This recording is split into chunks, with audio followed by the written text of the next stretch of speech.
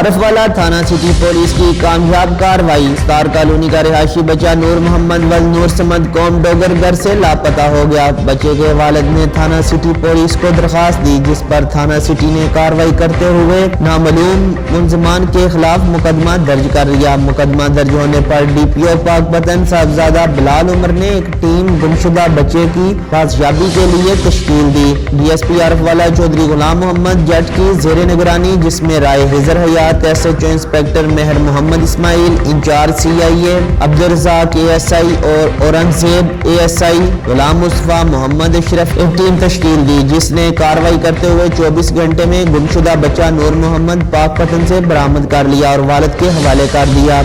جی، میں نور سمد ڈوگر محلہ عیدگاہ عارف والا کا رہائشی ہوں۔ میرا بیٹا آج سے 2 دن قبل گھر سے غائب ہو گیا تھا۔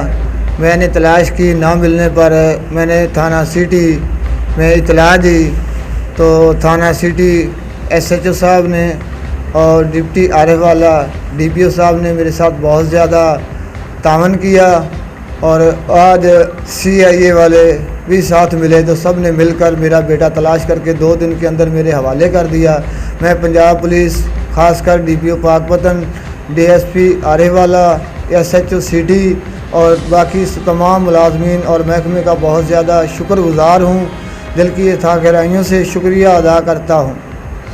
جس پر والد نے ڈی پی او پاک پتن صاحبزادہ بلال عمر، ڈی ایس پی عارف والا چودھری غلام محمد جٹ اور تھانہ سٹی ایس ایچ او کا شکریہ ادا کیا اور ڈھیروں دعائیں دی۔